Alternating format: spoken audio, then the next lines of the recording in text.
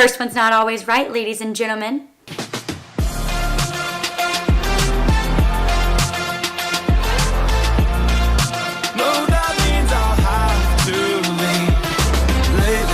I've been thinking, I want you to be happier. I want you to be happier. Wake up with me every Wednesday. Good morning and welcome back to Wake Up with Kate. Hope you're all having a wonderful Wednesday. So you read it in the thumbnails, and yes, it's true. 3 majors, 3 changes, yes. So let's get into the story about how this all happened, why I decided to change my major in the first place, what it was, how it all went about, what's going on, what's going down. In high school, I had an internship with communication sciences and disorders in an elementary school. I was going around with that speech pathologist, working with kindergarten up to 5th grade, and I loved working with the kids, but I just did not feel a passion for it. So then it's the summer right before I'm about to go to JMU, and I visit my dental hygienist for a cleaning, and I was like, oh my gosh, I really like this, but this is really cool. I'm so into Dr. Pimple Popper. I'm super into all that scratching off what's coming off the teeth, and I was like, yeah, I'm gonna do that. So I go on my Madison, and I declared a change of major. I'm a freshman, so at this point, I've declared a change of major before even coming to JMU, and I wanted to be health sciences. I was dead set. This is what I was doing. I'm going to be a dental hygienist, which you don't have to go to a 4-year university to be a dental hygienist, but I wanted to go to JMU anyway, so I am gung-ho. I am pursuing this. This is what I'm doing. No. It changed. August of my freshman year, a local news reporter in my area was killed live on the scene. And I didn't know her personally, but she was from my hometown. And seeing that emergency alert come on my phone, when that tragedy happened, I sat down in my room and I remember calling my mom and I was like, Mom, I'm not pursuing what I'm passionate about. I don't know if health sciences is my impact and where I'm supposed to be and what I'm supposed to do. And the tragedy and the loss of Allison Parker was one of the reasons why I decided to pursue journalism. But the second reason was because I was in a communications class my freshman year, SCOM 123, which is a general comm class. And in the class, I had the most incredible professor in this world. She is hands down one of my favorite professors at JMU. I went to her for office hours. I was that person going into office hours hey, what's going on? I just want to talk to you. I really like your class. I just want to be here with you. An hour and 30 minutes or an hour and 15 minutes isn't long enough. So here I am. And I grew closer with her. And she says to me, Caitlin, what are you wanting to do with health sciences? And I was like, oh, I want to clean teeth. That's what I want to do. And she was like, Caitlin, I don't think that's where you need to be. And she said, I think you're doing yourself a disservice if you don't pursue a career field in communication studies, journalism, something. There was a reason I was supposed to be in Dr. Bodkin's class.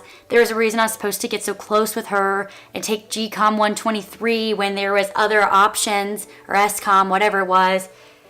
And there was a reason why I had close ties to Allison Parker and why that resonated with me so much. And every little thing that happens in your life is happening for a reason. People come into your life for a reason. People leave for a reason. And that's okay. Because in every little step that you take and every little piece that you go on in life leads you to where you're meant to be, leads you to the people that are supposed to be in your life. And that's just my little spiel. That's just how I personally look at it. Journalism and being a part of this field has truly changed my life. I know now that this is where I'm supposed to be, and this is the passion that I'm supposed to take, and this is the career path that I am supposed to follow. And I want to live up to all of the standards that Allison set, because she was the person and she was the prime example of being the reporter that gives a voice to the voiceless. Those 2 big things are what led me to this field. I took this SMAD 101 class and I sat there thinking, you know what? The worst thing that can come out of this is I change my major for the 4th time and I find something else, because going into college is hard. It's really hard, and especially if you're someone who comes from a small town, even if you come from the largest city ever, it's hard. It's a hard transition, no matter even if you're the most outgoing and extroverted person ever, or you think that it's hard. It is. And finding your passion and finding what you're excited about takes time. And for some people, it is the first thing that you join and it is the first thing you become a part of. And that's great. And that is so amazing. But for some, it takes time. For some, it takes 3 majors. And that's totally fine, because guess what?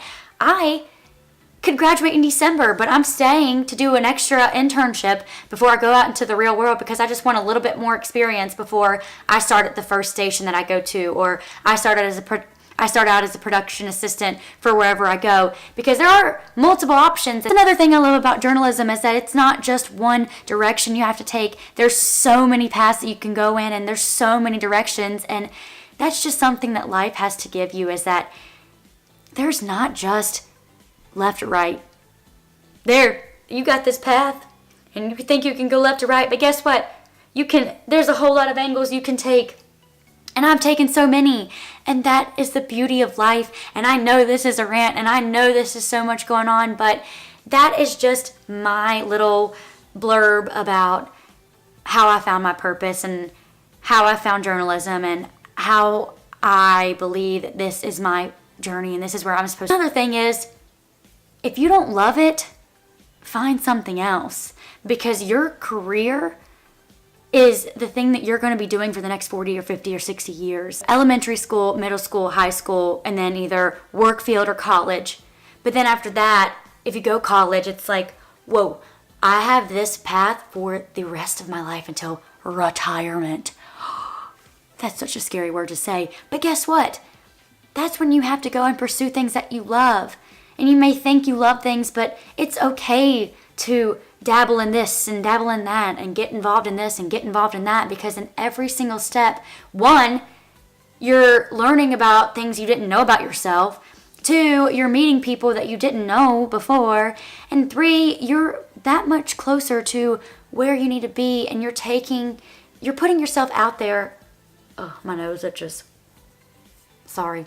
You're putting yourself out there to expose yourself to things that you never did before. You have heard me rant and rave, but I just get so excited about this. This is what I want to do, and talking about journalism just sets the fuel to my fire, because I do it every day. I'm having my coffee this morning to start my day off right. I hope you all are too. And if you ever have questions, if you ever just want to chat, you can comment in my DMs. You can put your comments below. You know what? You can email me. We can be friends. I want to hear about what you're thinking. I want to hear about your career paths and what you're thinking. Even if you are pursuing every little thing that you're set out to, and that is beautiful.